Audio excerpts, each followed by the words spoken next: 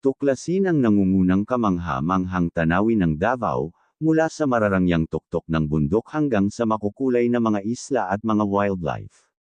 Ang Davao ay isang kahanga-hangang rehiyon ng mga likas na hiwaga at mga tampok na pangkultura, na umaabot mula sa masisikip at mahamog na kagubatan sa kabundukan hanggang sa mga dalampasigan ng mga islang may puting buhangin. Narito ang Wonders of Davao na karaniwang tumutukoy sa mga kahanga-hangang likas at cultural landmarks na matatagpuan sa buong rehiyon ng Davao sa Mindanao.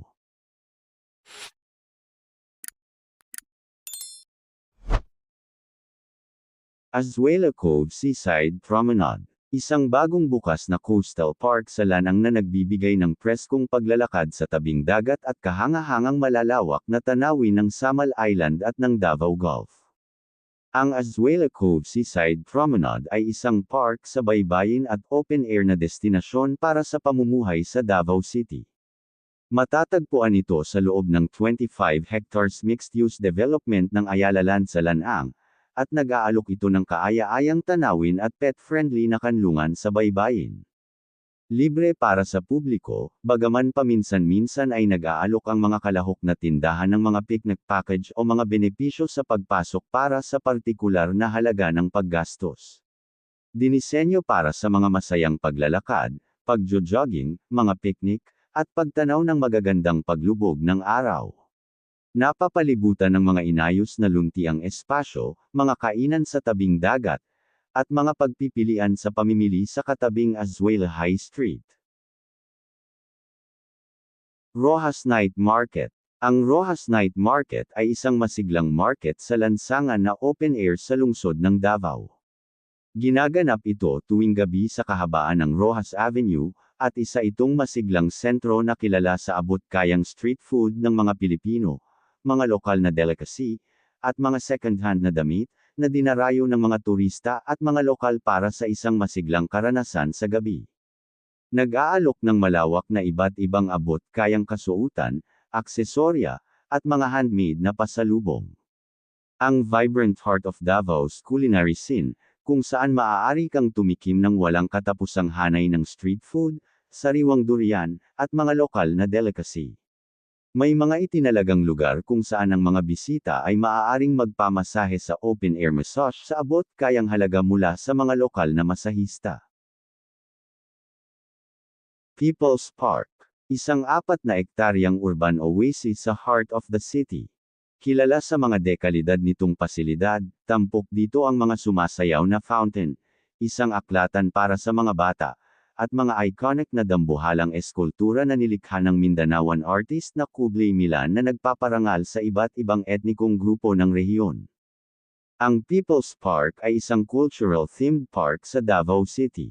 Kilala bilang Green Heart ng lungsod, tanyag ito sa luntiang mga halaman, matatayog na katutubong eskultura, at mga pasilidad para sa libangan, at ito ay ganap na libre para sa mga bisita. Isang iconic na multi-purpose na estrukturang arkitektural na dinisenyong kahawig ng tanyag na prutas ng lungsod.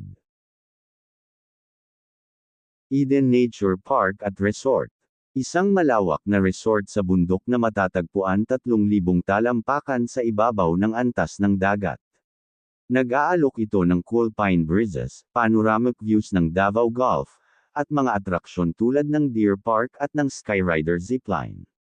Ang Eden Nature Park at Resort ay isang malawak na 75-hectare mountain resort and ecotourism destination sa Davao City, malawak na tanawin ng Davao Gulf, at sa pagsasama ng kalikasan, pakikipagsapalaran, at kultura. Noon ay isa itong lugar na pinagtamnan ng troso, ngayon ay isa na itong man-made haven na nagtatampok ng libo-libong pine trees, mga taniman ng organikong gulay, isang deer park, at mga tematikong lugar tulad ng flower garden at bamboo maze.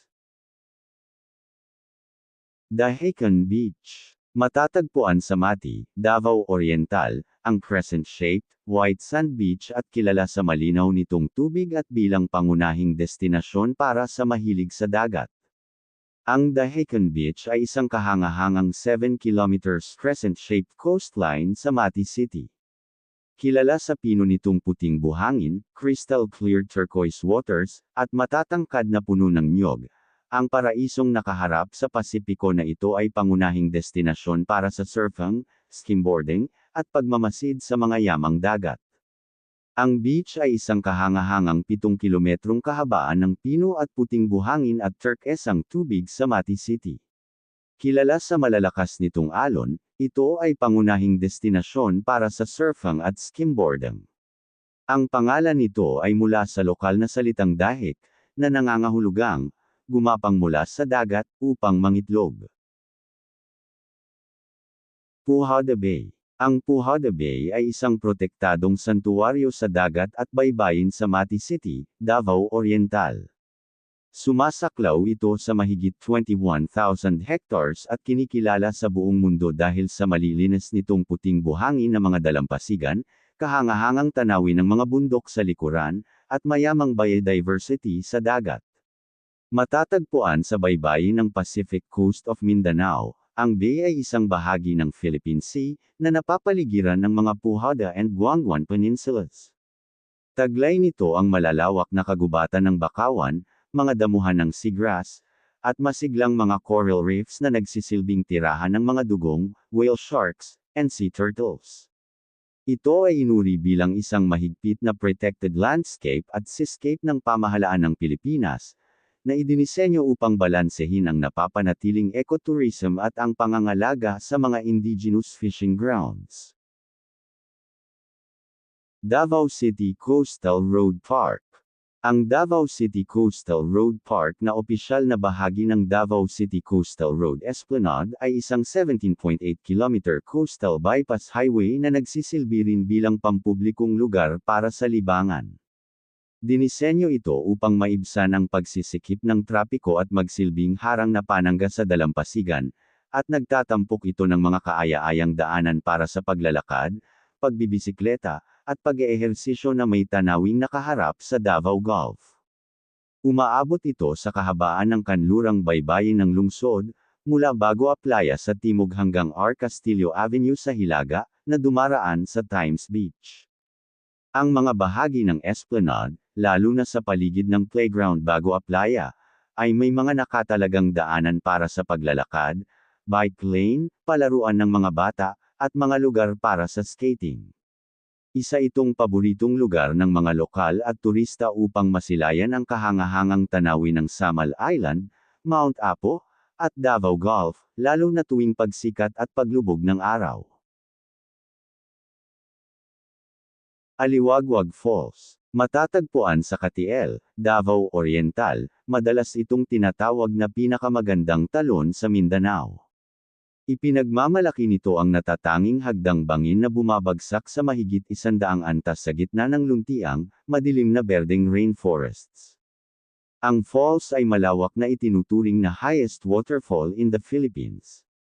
May taas na 1,110 talampakan. Kilala ito bilang Stairway to Heaven dahil sa natatangi nitong mga staircase-like rock formations. Ang talon ay matatagpuan sa loob ng protektadong tanawin ng Aliwagwag Protected Landscape, na nagpo-protekta sa napakalaking 10,491 hectares tropical lowland rainforest. Ang lugar ay ginawang Aliwagwag Falls Eco Park upang isulong ang turismo. Nag-aalok ang parke ng mga pasilidad para sa mga bisita tulad ng mga swimming areas, viewing decks, a monkey bridge, and ziplining across the river. Mount Apo. May taas na 2,954 meters, ito ang pinakamataas na tuktok sa Pilipinas at ang King of Philippine Mountains. Isa itong pangunahing destinasyon para sa mga bihasang trekker na naghahanap ng nakamamanghang tanawin at mayamang biodiversity. Matatagpuan sa hangganan ng 3 lugar na Davao City, Davao del Sur, at Cotabato.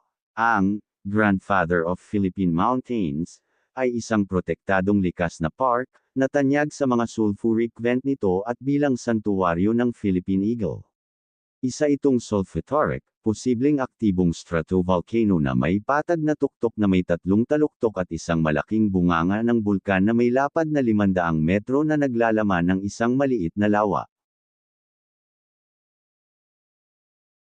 Samal Island. Ang island garden city of Samal ay isang nakamamanghang tropikal na paraiso na nasa 5 hanggang 15 minutong sakay lamang ng ferry sa kabila ng Davao Gulf mula sa lungsod ng Davao.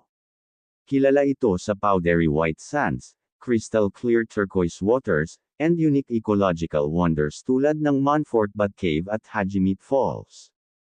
Isang maikling sakay lamang ng ferry mula sa lungsod ng Davao, tampok sa islang ito ang mga world-class white sand beaches, clear waters, and spectacular coral reefs. Kabilang sa mga pangunahing tampok ang Pearl Farm Beach Resort, ang kaakit-akit na sandbar ng Vanishing Island, at ang napakalaking Montfort Bat Sanctuary. Ipinagmamalaki ng isla ang mahigit 30 resort na mula sa tahimik at modernong tropikal na tagwan hanggang sa mga payak na kubo sa tabing dagat, mga dalampasigang may puting buhangin, at mga natatagong talon. Pangunahing binubuo ito ng 2 pangunahing isla at ilang mas maliliit na kalapit na pulo.